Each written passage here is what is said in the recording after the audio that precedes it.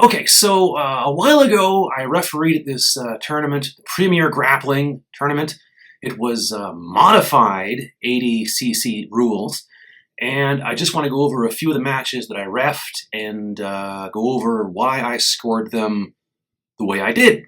Okay, so here we go. So this is the first match I refereed. Again, this is modified 80cc rules, so a few things are different. First of all, there's 3 minutes of no points, and then 3 minutes of points. So that's, I think, kind of the same as 80cc. Secondly, if you're in a submission and you go off the mat, we're not letting it continue. That's 80cc rules, kind of like my friend here on the left is doing right now. But here, if you go off the mat at a submission, they restart you in the middle and award 2 points, which is more like IBJJF rules. Also, in this tournament, you are not allowed to slam your way out of submissions. If someone puts you, say, in an arm lock or triangle from the guard, you can't pick them up and blast them back on the mat. In 80cc, you can do that. Here, you're not allowed to. A few of the other differences here that are kind of key is that for anything to be worth points in this tournament, they wanted your shoulders flat on the mat. A takedown, a guard pass, even the mount.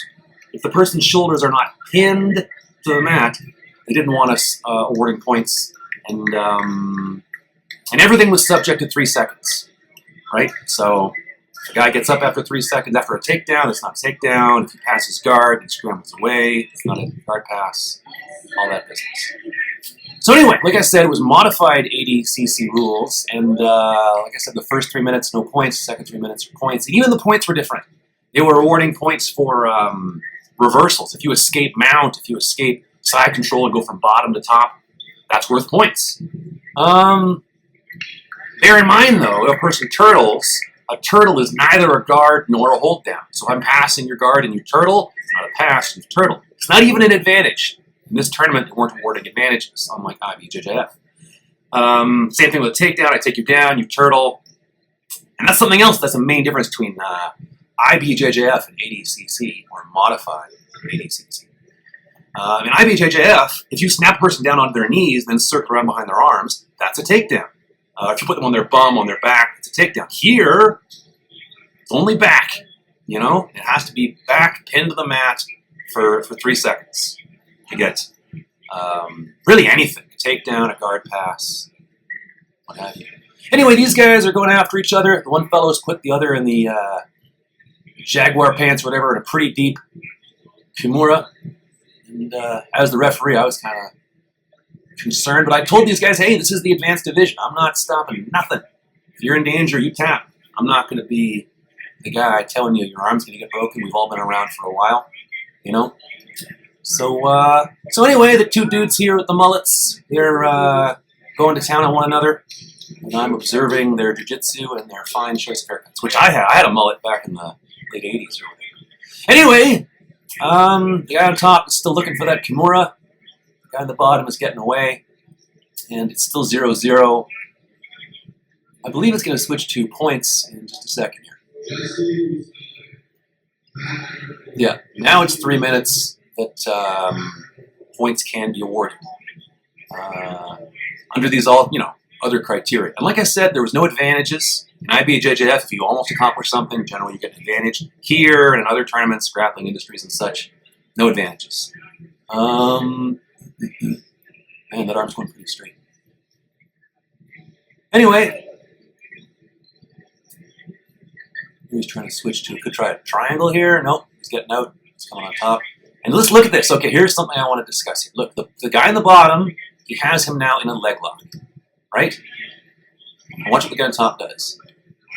He escapes the leg lock, he comes up behind him, he circles around, and now he has side control. So let me ask you a question. We'll pause that for a moment. At any point, was he in the guard of the person in the leopard pants? He wasn't. Here, let's rewind it. Let's rewind it a little bit. Went a little too far. Whatever. Here we go. Putting him in the arm lock. The guy's getting out of the arm lock. Well done, or whatever. Now look, the guy falls back. He puts him in some kind of leg lock. Is the guy with the green sleeves in his guard?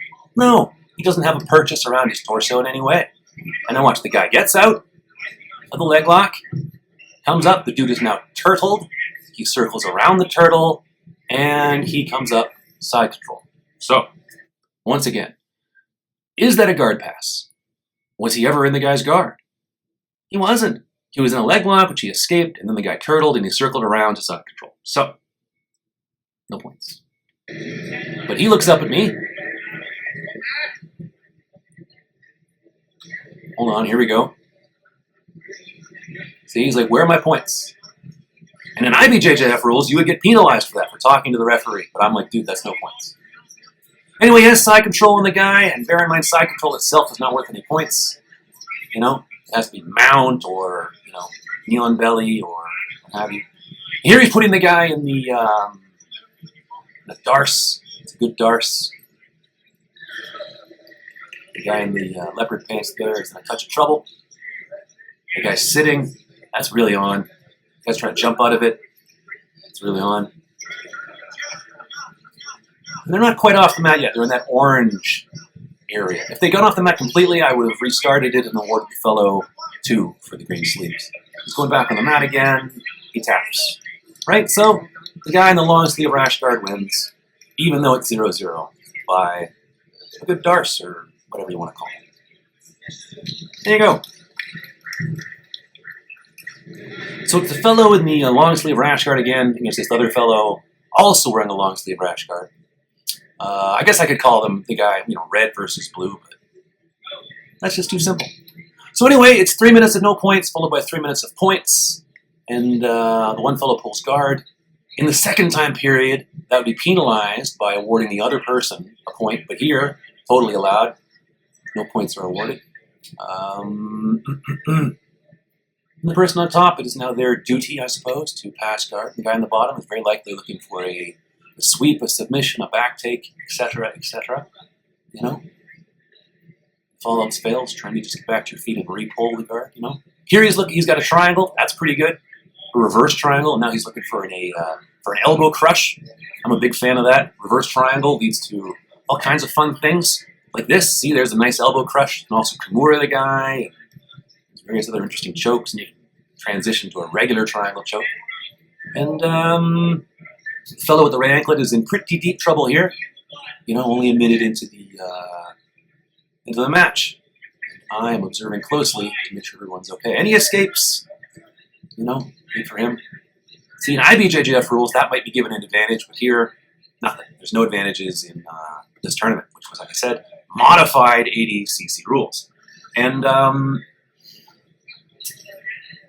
you know, they had posted the rules up on Smooth Comp. I read them over, and then I harassed their head referee for weeks with 2 or 3 questions a day about how they wanted the rule. What about this? What about that? What about this? What about that? So, you know, I became quite familiar with the rules. So I was comfortable applying them here. And like I said, there were some differences between not only IBJJF rules, but also ADCC rules. Because God forbid, you know, jiu-jitsu tournaments all use the same rule set, you know? Anyway, overall the tournament went pretty well. You know, there weren't too many people that gave me any grief for the points I awarded or didn't award, you know? And most importantly, nobody got hurt. And I believe, in my opinion, the right person won each match. Look at that. Now he's got him in a Kimura with a... see, this is not... If you were wearing kimonos, this would be a real problem. Even no kimonos. And the guy's got longer sleeves. See, this is not the way I would escape. You know? But the guy on top there is electing to pursue this, and surprise, surprise, his arm pops out. He's got him in a headlock. Now he's looking for an arm lock. I got turtles. He's sitting back to his guard.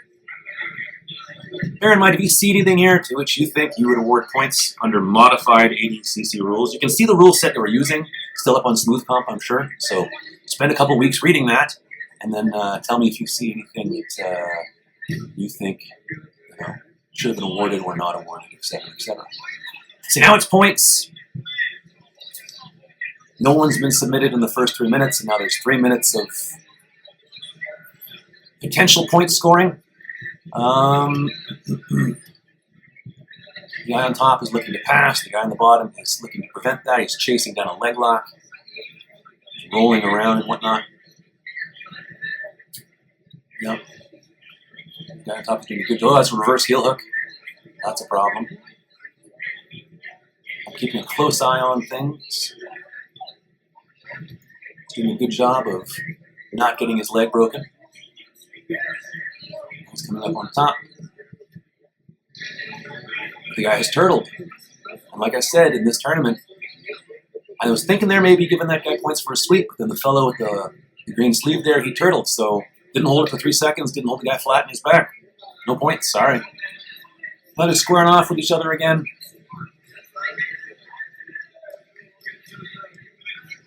Doing what they can do to win, I guess, score points and whatnot. And like I said, now that it's the second 3 minutes, if anybody pulls guard, that is 1 point for the other person.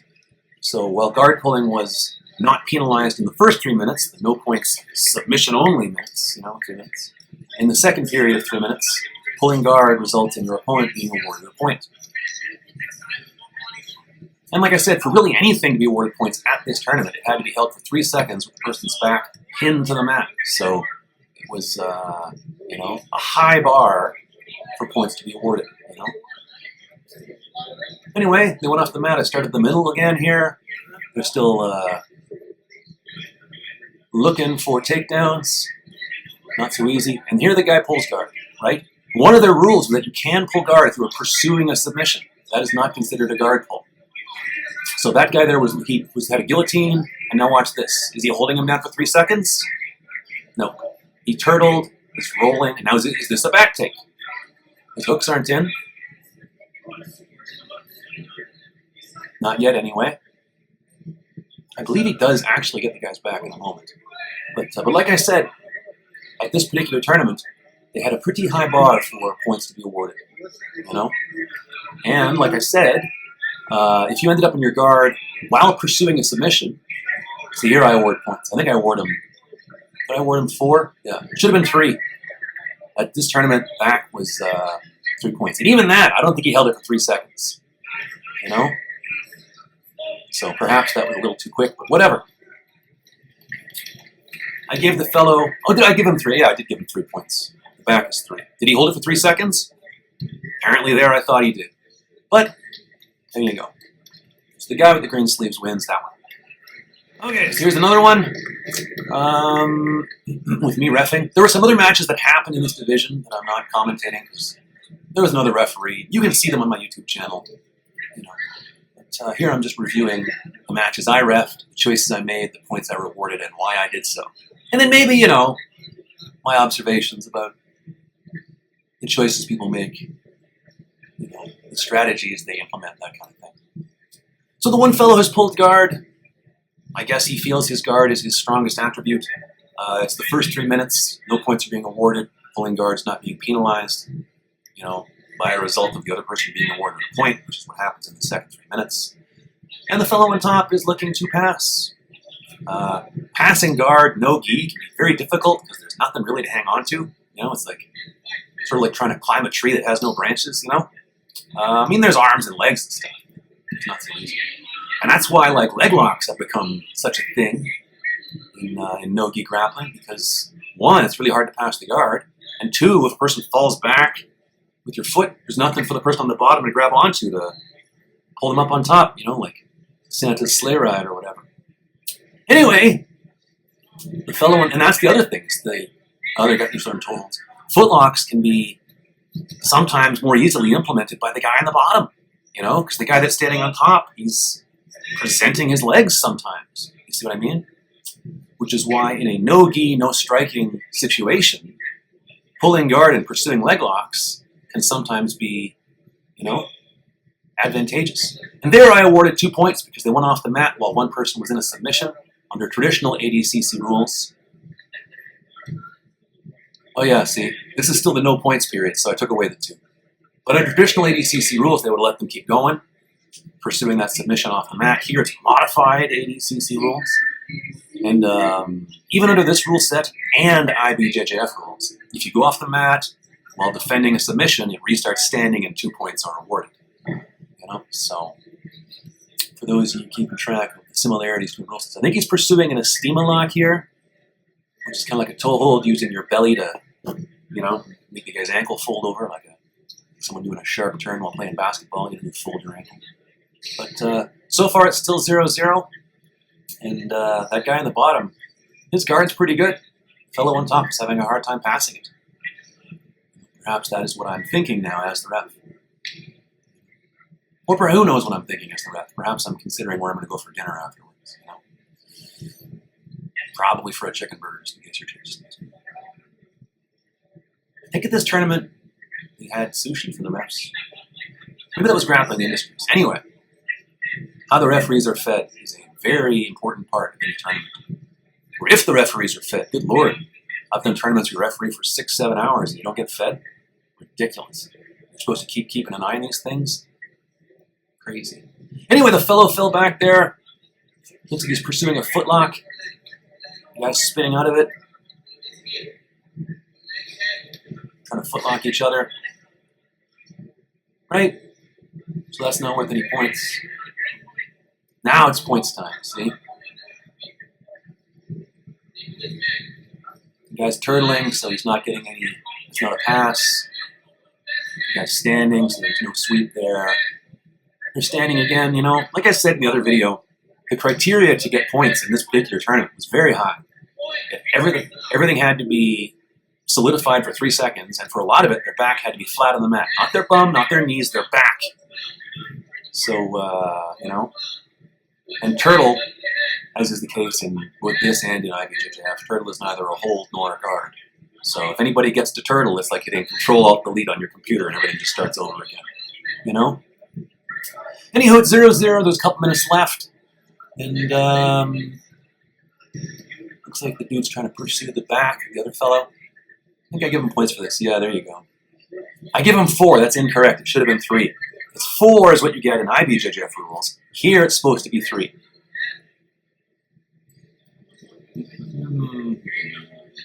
So my bad, you know?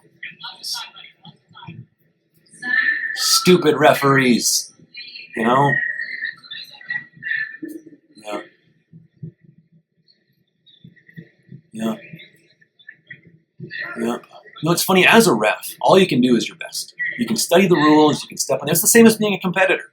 As a ref or a competitor or a coach, all you can do is your best. Study the rules, know the rules, step on the mat, and do your best. And as a referee, you implement what you observe based on what you have studied, you know? And the only 2 faults you can really pin on a ref is 1, if he really hasn't studied the rules, but I have for this tournament and all tournaments, and 2, if he's not watching. I have seen more than one tournament where the referee is like just glancing around and not watching the match. He's supposed to be reffing whatsoever. But even then, sometimes it's late in the day and the referee's starting to have, you know, their mind starting to wander around. It's like playing Where's Waldo all day while the book is spinning. You know, you're looking for minute details in a dynamic, changing situation. After 5, 6, 7 hours of that, sometimes you start getting a little loopy in the brain, if you know what I mean. You know? Anyway, the one fellow has 4 points. Here he's almost passing the guard. The guy turtles. He's chasing the back. Does he have both hooks in? He doesn't. So it's still just the 4. Now the guy's rolling again. You know? Sometimes these matches, especially if it's kids, man, no-gi matches can be like 2 socks just tumbling around in a dryer.